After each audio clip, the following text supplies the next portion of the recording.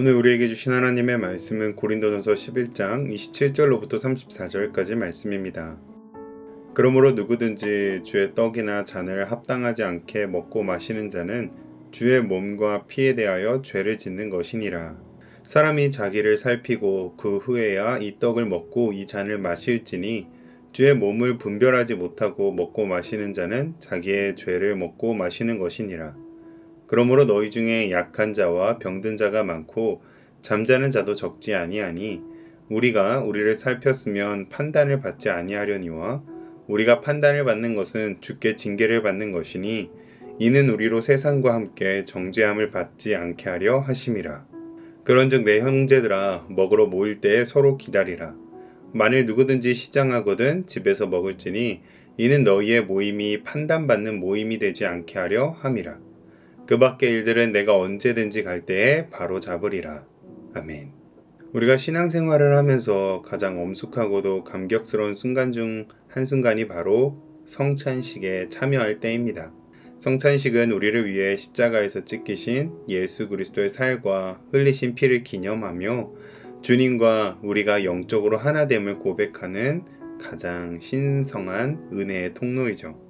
그러나 지난 말씀에서처럼 성찬의 시간에 부유한 자들은 먼저 와서 음식을 배불리 먹고 취했고 생업으로 인해 늦게 도착한 성도들에게는 굶주리고 차별과 소외를 받는 시간이 되어버리고 말았습니다.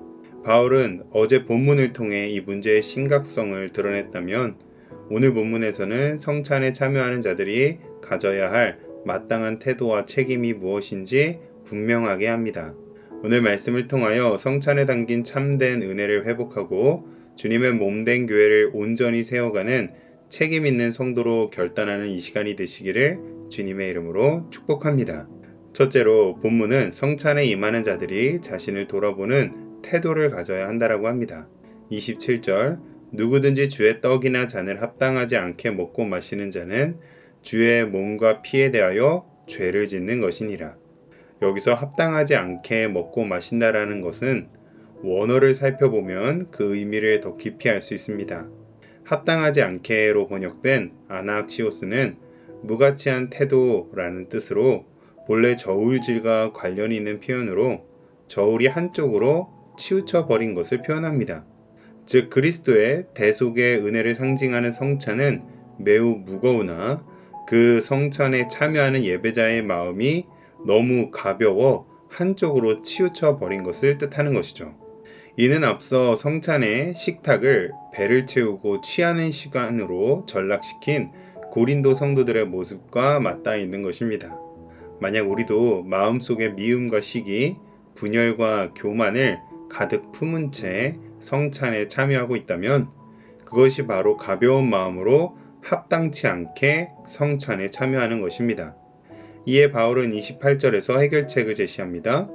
사람이 자기를 살피고 그 후에야 이 떡을 먹고 이 잔을 마실지니 성찬에 참여하기 전 우리는 반드시 자신을 깊이 살펴보아야 합니다.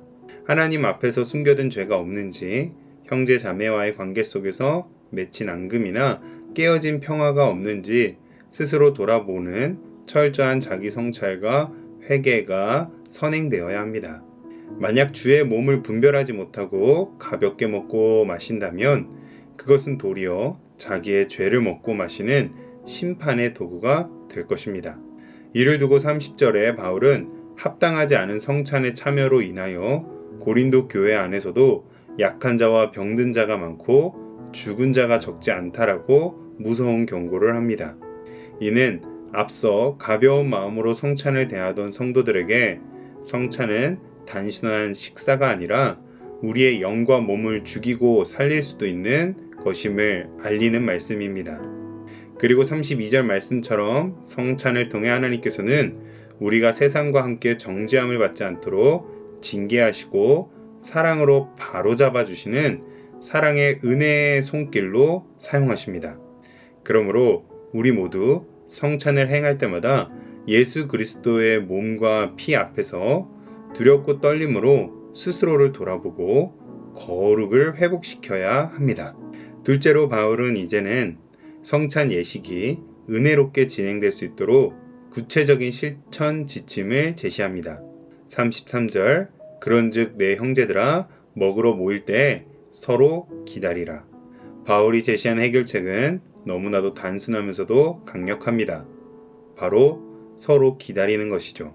먼저 부유한 자들이 늦게 오는 가난한 노동자나 노예가 된 성도들을 배려하여 성찬과 애찬을 시작하지 않고 기다리는 것입니다. 만일 배고픔을 도저히 참지 못하겠거든 굳이 교회와 성찬에서 이기심을 부리지 말고 차라리 집에서 먼저 밥을 먹고 오라고 단호하게 말한 것입니다. 바울의 이 구체적이고도 단순 명쾌한 기다리라는 지침은 교회 안에 어쩌면 대부분의 문제들에 적용될 수 있습니다. 왜냐하면 참된 섬김과 배려의 시작은 바로 기다림에 있기 때문입니다. 대단히 큰 섬김과 헌신이 아니어도 좋습니다. 믿음이 작고 연약한 성도를 기다려주는 것, 그것이 하나님의 마음에 동참하는 첫 발걸음이 될 것입니다. 하나님께서 먼저 우리를 향해 오래 참으심으로 우리를 그의 백성 삼아주셨기 때문입니다. 바울은 이 작은 배려와 기다림을 통해 고린도 교회가 판단을 받지 않게 된다라고 합니다. 그렇기에 우리의 예배와 성찬은 어찌 보면 너무도 단순하고 평범한 작은 기다림을 통하여 하나님께서 기뻐하시는 온전한 제사가 될 줄로 믿습니다. 말씀을 맺겠습니다. 사랑하는 여러분, 성찬은 단순한 종교적 의식이 아니라 우리를 위하여 몸을 찢으시고 피를 흘리신 예수 그리스도의 사랑을 기억하는 거룩한 은혜의 자리입니다. 그러므로 우리는 성찬에 참여할 때마다 먼저 나 자신을 살피며 회개해야 하며 주님의 몸된 교회를 사랑하는 마음으로 형제 자매를 배려하고 기다려 주어야 합니다. 그러므로 오늘 우리 모두 십자가 앞에서 우리의 교만과 이기심을 내려놓고 서로 기다려주고 품어주는 사랑을 실천함으로 성찬의 참된 의미를 삶으로 나타내시기를 주님의 이름으로 축복합니다. 기도하겠습니다. 은혜와 사랑이 풍성하신 하나님 아버지, 우리를 위해 독생자 예수 그리스도의 몸을 찢으시고 피를 흘리게 하심으로 구원의 은혜를 베풀어 주심에 감사드립니다. 주님, 성찬의 의미를 가볍게 여기지 않게 하시고 날마다 자신을 살피며 회개하는 겸손한 마음을 허락하여 주옵소서. 또한 주님의 몸된 교회를 사랑하게 하시고 서로 기다려주고 배려하며 하나됨을 이루는 성도들이 되게 하여 주옵소서. 우리의 모든 예배와 모임이 판단의 자리가 아니라 은혜와 사랑이 넘치는 자리가 되게 하시고 주님께서 기뻐하시는 교회로 세워지게 하여 주옵소서. 예수님의 이름으로 기도합니다. 아멘.